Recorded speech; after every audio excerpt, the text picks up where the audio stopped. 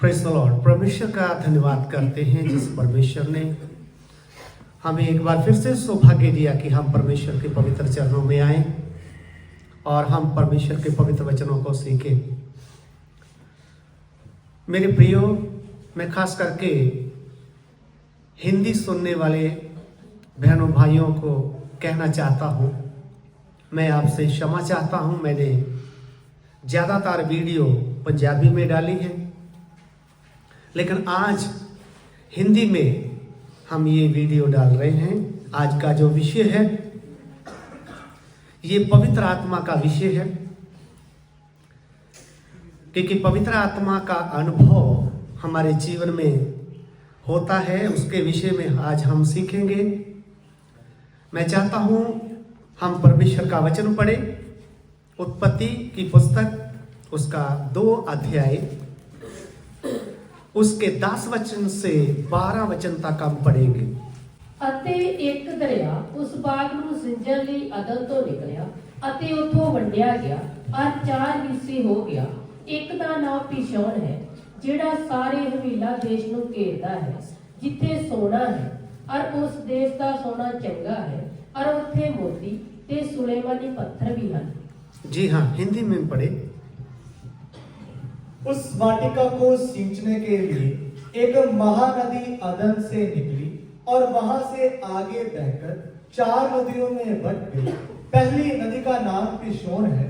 ये वही है जो हवीला नाम के सारे देश को, जहां सोना मिलता है, घेरे हुए है। उस देश का सोना उत्तम होता है, वहां मोती और सुलेमानी पत्थर भी मिलते हैं। जी हाँ, तो हमने परमेश्वर का पवित्र वचन पढ़ लिया है, अब सीखेंगे। इधर में लिखा है अदन वाटिका को सींचने के लिए एक महानदी निकली, और ये महानदी जब निकली तो लिखा है आगे जाकर ये 4 हिस्सों में, 4 भागों में बट गई, जिसमें से पहला नाम निकल के आ रहा है पिशोन नदी, द रिवर ऑफ पिशोन।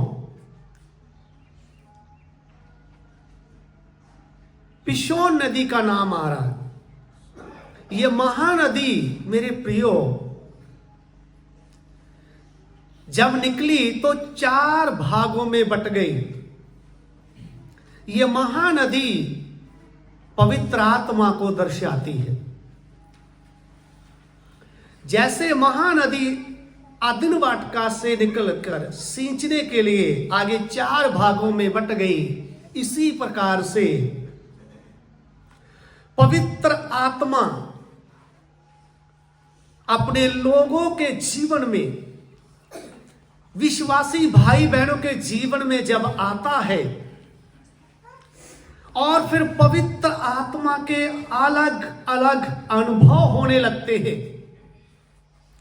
पवित्र आत्मा हमारे आत्मिक जीवन में नदी की तरह बहने लगता है। इसीलिए first name the river of Pishon, पहला नाम निकल के आ रहा है। सबसे पहला नाम पिशोन। मेरे प्रियो, ये पवित्र आत्मा की नदी या धारा जिस जीवन में बहती है, इसका पहला अनुभव क्या है? आपके अंदर पवित्र आत्मा आ चुका है, आप पवित्र आत्मा से भरपूर्ण हो चुके हैं। इसका सबूत क्या है? पवित्र आत्मा का पहला अनुभव क्या है? जैसे महानदी से निकलकर 4 भागों में बटकर पहली नदी का नाम पिशोन आ रहा है, इसी प्रकार से पवित्र आत्मा हमारे जीवन में जब आता है, पहला अनुभव हर विश्वासी को क्या होता है? अन्य भाषा में आराधना करने लगता है। ये पहला अनुभव है कि आप पवित्र आत्मा से परिपूर्ण हो रहे हैं। नहीं, पवित्र आत्मा से मैं भरा हुआ हूं लेकिन अन्य भाषा नहीं बोलता, इसके ऊपर विश्वास ही नहीं करता, तो आपके अंदर ये पवित्र आत्मा का वो नदी का अनुभव हुआ नहीं। आपको मालूम होगा, फर्स्ट अनुभव, पहली बार पवित्र आत्मा स्वर्ग से जब पृथ्वी पर आया था, तब आते ही 120 लोगों के ऊपर उतरा था। पवित्र आत्मा तो पहले भी पृथ्वी पर आता था, लेकिन परमेश्वर का काम करके फिर चला जाता था। लेकिन मेरे प्रियो, आज से करीब 2024 साल पहले, पहली सदी की कलीसिया 120 लोग जो पेंतीकोस्त के दिन वहां इकट्ठे थे, उनके ऊपर पहली बार पवित्र आत्मा जब उतर आया था, उनको पहला अनुभव क्या हुआ था? क्योंकि वो आने आने भाषा बोलने लगे थे। मेरे प्रियो, आप अगर अन्य भाषा के ऊपर विश्वास नहीं करते हैं तो आप वचन से बाहर हैं। चाहे आप कितने भी बड़े पास्टर, प्रेरित, भविष्यद्वक्ता क्यों ना हो, किसी भी मिशन के साथ क्यों ना हो, आपका कोई भी औहदा क्यों ना हो, आपको मानना होगा परमेश्वर के पवित्र वचन को, पहली सदी की कलीसिया के अनुभव को, जो उनके जीवन में हुआ था। तब क्या हुआ था? आइए हम परमेश्वर के वचनों को पढ़ें। प्रेरितों के काम उसका 2 अध्याय, उसके 1 वचन से 4 वचन तक हम पढ़ेंगे। जब पेंतीकुस्त का दिन आया, ਉਹ सब एक था इकट्ठे सन, और अचानक काश तो एक गूंज आई, ਜਿਹੀ ਵੱਡੀ ਭਾਰੀ ਹਨੇਰੀ ਦੇ ਵਗਣ ਦੀ ਹੁੰਦੀ ਹੈ, ਅਤੇ ਉਸ ਨਾਲ ਸਾਰਾ ਘਰ ਜਿੱਥੇ ਉਹ ਬੈਠੇ ਸਨ ਭਰ ਗਿਆ। ਔਰ ਉਹਨਾਂ ਨੂੰ ਅੱਗ ਦੀਆਂ ਜੀਵਾਂ ਵੱਖਰੀਆਂ ਵੱਖਰੀਆਂ ਹੁੰਦੀਆਂ ਵਿਖਾਈ ਦਿੱਤੀਆਂ, ਅਤੇ ਉਹ ਉਹਨਾਂ ਵਿੱਚੋਂ ਹਰੇਕ ਉੱਤੇ ਠਹਿਰੀਆਂ। ਤਦ ਉਹ ਸਭੇ ਪਵਿੱਤਰ ਆਤਮਾ ਨਾਲ ਭਰ ਗਏ ਅਤੇ ਹੋਰ ਬੋਲੀਆਂ ਬੋਲਣ ਲੱਗ ਪਏ, ਜਿਵੇਂ ਆਤਮਾ ਨੇ ਉਹਨਾਂ ਨੂੰ ਬੋਲਣ ਦਿੱਤਾ। जी, हिंदी में। जब पेंतीकोस्त का दिन आया, जब पेंतीकोस्त का दिन आया, ये दिन कौन सा दिन था प्रियो? ध्यान से सुनना। इस्राएलियों में जब यह पर्व मनाते थे तो उसमें एक ये भी पर्व था, पेंतीकोस्त का दिन। ये इस्राएलियों के लिए 50वां दिन होता था। इसमें क्या करते थे? जो उनकी जो फसल थी, जो उनके फ्रूट थे या सब्जियां थी या जो कुछ भी था, उनका सब चीजों का पहला फल लेकर परमेश्वर के घर में आते थे। ध्यान से सुनना, ये कौन सा था दिन पेंतीकोस्त? अपनी सारी चीजों में से खाने वाली हो या उन्होंने जो भी उनके घर में था, उसका पहला हिस्सा, अगर गेहूं तो उसका पहला हिस्सा, अगर उनके बाग थे तो फ्रूट का पहला हिस्सा, सब्जियां थी, जो कुछ भी था, पहला फल लेकर, पहला हिस्सा लेकर परमेश्वर के घर में आते थे। उस दिन को बोलते थे पेंतीकोस्त। 50वां दिन होता था वो।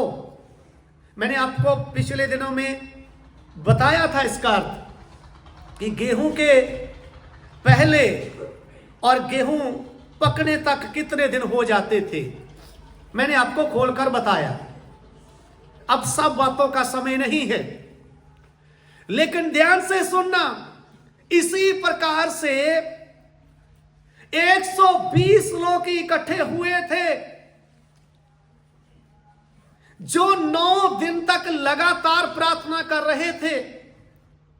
प्रभु यीशु मसीह जी उठने के बाद 40 दिन तक इस पृथ्वी पर रहा था और उनको उपदेश दिया था। वो भी 40 दिन लेकर 9 दिन ये लोग बैठ के प्रार्थना करते रहे। जिस प्रकार प्रभु यीशु ने कहा था कि मैं जाऊंगा और आपके लिए सहायक भेजूंगा, अर्थात पवित्र आत्मा, उसका इंतजार कर रहे थे। तब 10वें दिन इनके लिए 10वां दिन था और यीशु मसीह के 40 दिन मिलाकर 50वां दिन था। इसीलिए बोलते पेंतीकोस्त का दिन आया तो वो सब एक था इकट्ठे थे। जी, जब पेंतीकोस्त का दिन आया तो वह सब एक जगह इकट्ठे थे। जी, और अचानक आकाश से बड़ी आंधी के समान सनसनाहट का शब्द हुआ। जी, और उससे सारा घर जहां वे बैठे थे गूंज गया। सारा घर जहां वो बैठे थे गूंज गया और उन्हें आग के समान जीभें फटती हुई दिखाई और दी। उनकी जो जीभें थी आग के समान उनको दिखाई दे रही थी। यह है पवित्र आत्मा का अनुभव। कुछ लोग बोलते हैं अगर अन्य भाषा में प्रार्थना करेंगे, गैर जबान में प्रार्थना करेंगे तो लोगों को क्या समझ आएगी। मेरे प्रियो ध्यान से सुने, उस समय भी जब वो अन्य भाषा में प्रार्थना कर रहे थे, पवित्र आत्मा का अनुभव उनके मुंह से प्रकट हो रहा था, तब भी लोग उनको मजाक कर रहे थे, उनको बुरा भला बोल रहे थे। तब परमेश्वर ने पवित्र आत्मा के द्वारा उसी वरदान से उनकी समझ को खोल दिया था। इसलिए वो भविष्यवाणी करने लगे। जब भविष्यवाणी करने लगे तो तब उनको समझ में आने लगा उनकी अपनी अपनी भाषा में। इसलिए भविष्यवाणी अलग है और अन्य भाषा में प्रार्थना करनी, आराधना करनी अलग है। ये दोनों दो है। आज लोग बोलते हमें समझ में क्यों नहीं आता। अन्य भाषा हमें भी समझ में आनी चाहिए, इसलिए कुछ लोग विश्वास नहीं करते हैं। लेकिन ध्यान से सुने, तब क्या हुआ था। जी, और अचानक आकाश से बड़ी आंधी के समान सनसनाहट का शब्द हुआ और उनसे सारा घर जहां वे बैठे थे गूंज गया। जी, और उन्हें आग के समान जीभें फटती हुई दिखाई दी। आग के समान जीभें फटती हुई दिखाई दी और उनमें से हर एक पर आ ठहरी। उनमें से हर एक पर आके ठहर गई और वह सब पवित्र आत्मा से भर गए। और वह सब पवित्र आत्मा से भर गए लिखा है। जी, और जिस प्रकार आत्मा ने उन्हें बोलने की सामर्थ्य दी, जिस प्रकार आत्मा ने उन्हें बोलने की सामर्थ्य दी, वह अन्य अन्य भाषा बोलने लगे। वह अन्य अन्य भाषा बोलने लगे। पवित्र आत्मा तो एक ही है, लेकिन उनका अनुभव क्या है। पहले जो उनका अनुभव हुआ वो अन्य भाषा में प्रार्थना करने का हुआ है। अन्य अन्य भाषा बोलने लगे, अलग अलग भाषाओं में। सारी समझ में नहीं आती। समझ में तब आती है जब भविष्यवाणी होती है, तब समझ में आती है हमारी भाषा में। जी, और आकाश के नीचे हर एक जाति में से भक्त यहूदी यरूशलेम में रहते थे। जब वह शब्द सुनाई दिया तो भीड़ लग गई और लोग घबरा गए, क्योंकि हर एक को यही सुनाई देता था कि ये मेरी ही भाषा में बोल रहे हैं। ध्यान से सुनना, परमेश्वर ने क्या कर दिया, उनकी समझ को खोल दिया और जो ये अन्य भाषा में बोल रहे थे उनका अर्थ इनको बता दिया। तब वो अपनी अपनी भाषा में समझने लगे। ये है बात इधर। तो उधर भी 17 भाषा ही लिखा है, लेकिन दुनिया में देखो कितनी भाषाएं हैं, सारी उनको समझ में नहीं आई, लेकिन परमेश्वर ने जो उनको समझाना था वही समझ में आया। अब नए नेम में एक और वचन हम पढ़ेंगे, पहला करंथियों उसका 14 अध्याय 2 वचन से हम पढ़ेंगे। जो पवित्र आत्मा का पहला अनुभव है अन्य भाषा में आराधना करनी, वो क्या है? क्योंकि जो अन्य भाषा में बातें करता है, जो अन्य भाषा में बातें करता है वह मनुष्यों से नहीं, परंतु परमेश्वर से बातें करता है। परंतु परमेश्वर से बातें करता है। मेरे प्रियो, हम कितने भाग्यशाली हैं।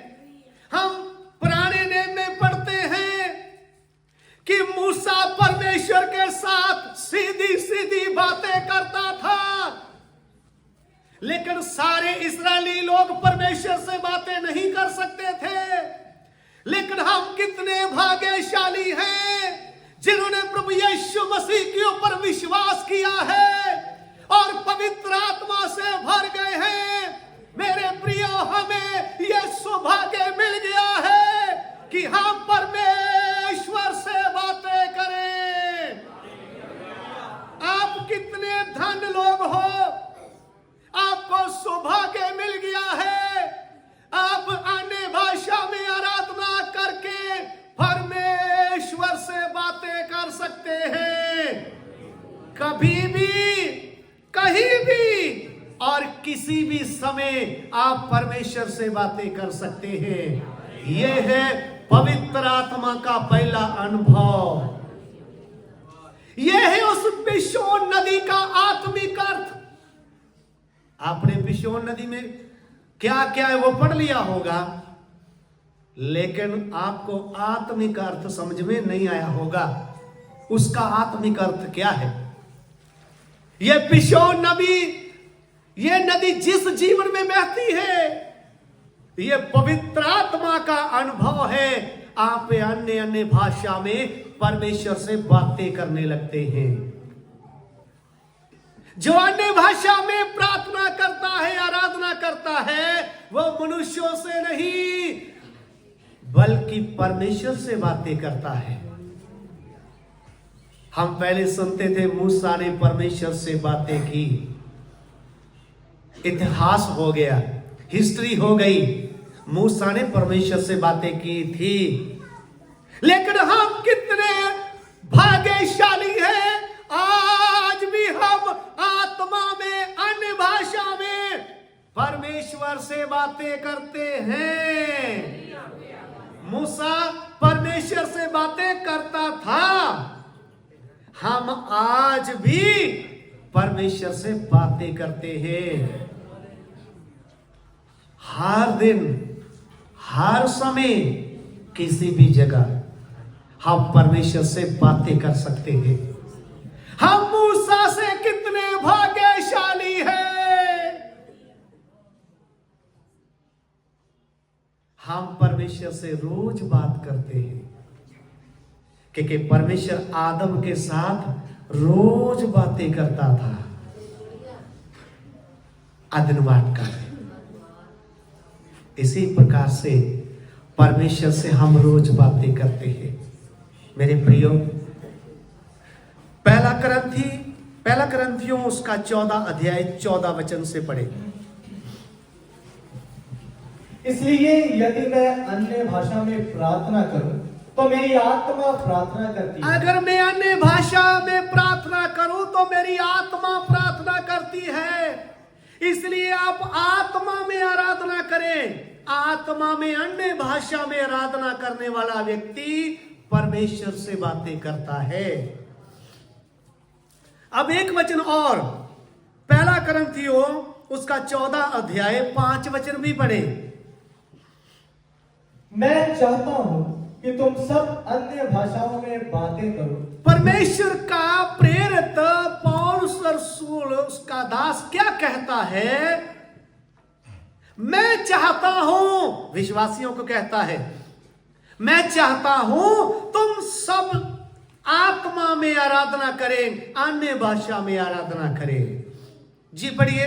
मैं चाहता हूं कि तुम सब अन्य भाषाओं में बातें करो, परंतु अधिकतर ये चाहता हूं कि भविष्यवाणी करो।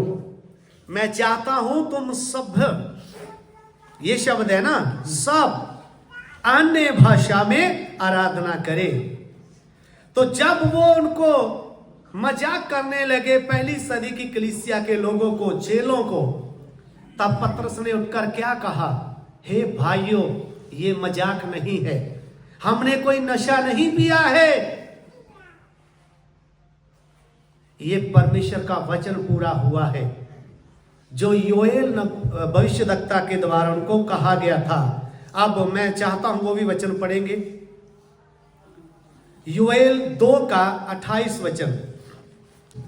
उन बातों के बाद मैं सब प्राणियों पर अपना आत्मा उड़ेलूंगा, अपना आत्मा उड़ेलूंगा। तुम्हारे बेटे बेटियां भविष्यवाणी करेंगी जी, और तुम्हारे पुरनिये स्वप्न देखेंगे और तुम्हारे जवान दर्शन देखेंगे। मैं चाहता हूं एक बार फिर से ये वचन पढ़े।